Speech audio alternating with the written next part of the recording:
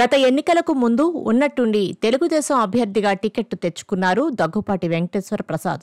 YCP మీద వ్యతిరేకత, TDP మీద అప్పటికే పెరిగిన సానుభూతి ఆయనను గట్టెక్కించాయి. అయితే ఈ ఏడాది కాలంలో ఆయన మీద అనేక ఆరోపణలు వచ్చాయి. ఇదే అదును కోసం చూస్తున్న ప్రభాకర్ చౌదరి వర్గం ఎమ్మెల్యే మీద విమర్శనాస్త్రాలు సంధిస్తూనే వస్తోంది.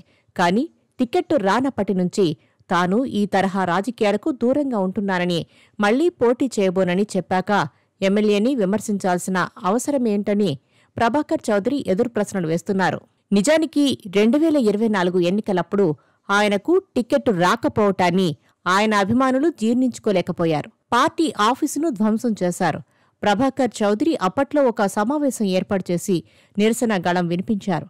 స్వతంత్ర అభ్యర్థిగా పోటీ చేయాలని కూడా అనుకున్న అధిష్టానం ఆయనను పిలిచి మాట్లాడి నచ్చజెప్పింది.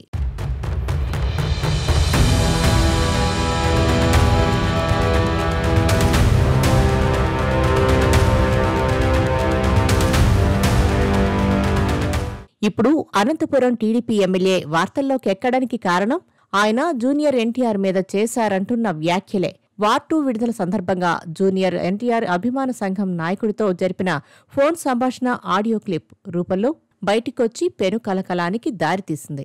వ్యక్తిగతంగా జూనియర్ ఎన్టీఆర్ మీద బూతులందుకోవటం సహజంగానే అతడి అభిమానులను రెచ్చగొట్టింది.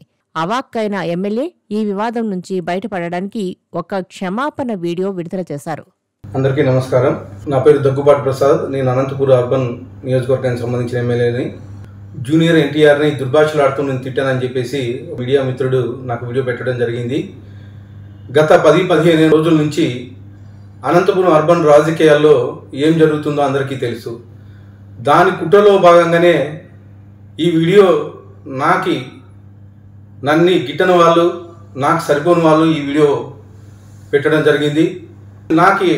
నారా ఫ్యామిలీ అన్నా కానీ, నందమూరి ఫ్యామిలీ అన్నా కానీ చాలా అభిమానం.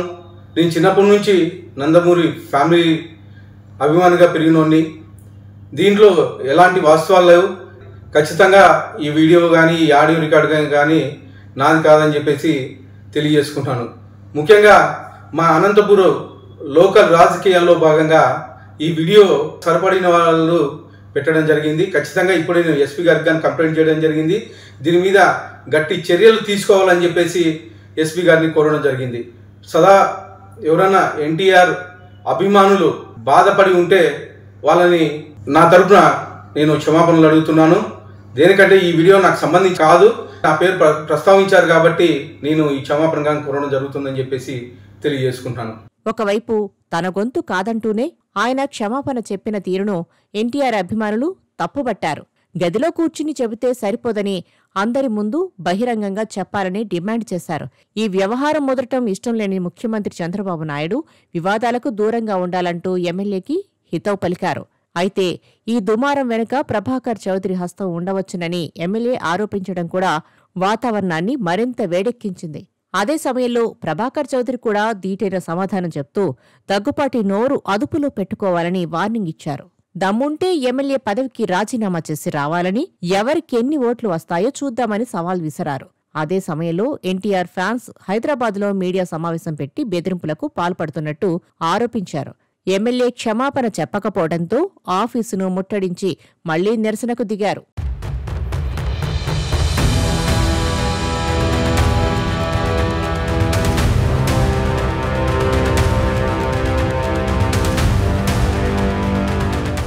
సో మా హీరోని ఎమ్మెల్యే గారు ఇష్టం వచ్చినట్లు ప్రవర్తించి మాట్లాడినారు. ఆయన ఏదో ఉద్దేశించి మాట్లాడాడో మాకు తెలియదు. మా హీరోకి రాజకీయానికి సంబంధం లేదు. మా హీరో గత 15 ఏళ్ళప్పుడు చెప్పాడు, స్టేట్మెంట్ ఇచ్చాడు. తెలుగుదేశం పార్టీకి నా అవసరం ఎప్పుడు వచ్చినా నేను ఎప్పుడు వెళ్ళలో ఉంటానని చెప్పాడు ఆయన. అదే బాటలోనే మేము నడుస్తున్నాము, మేము సపోర్ట్ చేస్తున్నాం. టీడీపీకి మేము ప్రతి ఒక్కరు ఎన్టీఆర్ అభిమాని ఓట్లు వేశారు. మేము ఓటు ఏంది, ఈయన ఎమ్మెల్యే కాకుండా లేడు. మేము ఓట్లు వేసింటానే ఆయన ఎమ్మెల్యే అంటాడు. అది కూడా దృష్టిలో పెట్టుకోవాలి ఎమ్మెల్యే గారు. అనవసరంగా ఎన్టీఆర్ జోలికి వస్తే బాగుండదు. ఇది ఇంకొకసారి పొరపాటున ఏమైనా మాట్లాడినా కూడా మేము వదిలిపెట్టము. 4 గోళ్ల మధ్యలో పోయి క్షమాపణ కోరితే మేము ఒప్పుకోము. బహిరంగంగా మాకంటూ జిల్లా రాష్ట్ర స్థాయి కన్వీనర్ ఉన్నాడు, మా రాయలసీమ అధ్యక్షుడు ఉన్నాడు, ఎన్టీఆర్ ఫ్యాన్స్ ఉన్న టౌన్లో.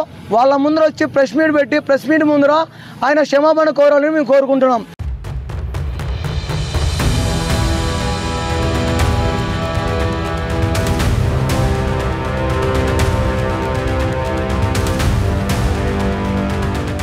ఇలా ఉండగా సెప్టెంబర్ 2న హరికృష్ణ జన్మదినం సందర్భంగా రాయలసీమలో తలపెట్టిన కార్యక్రమాలకు జూనియర్ ఎన్టీఆర్ హాజరవుతున్నట్టు సమాచారం.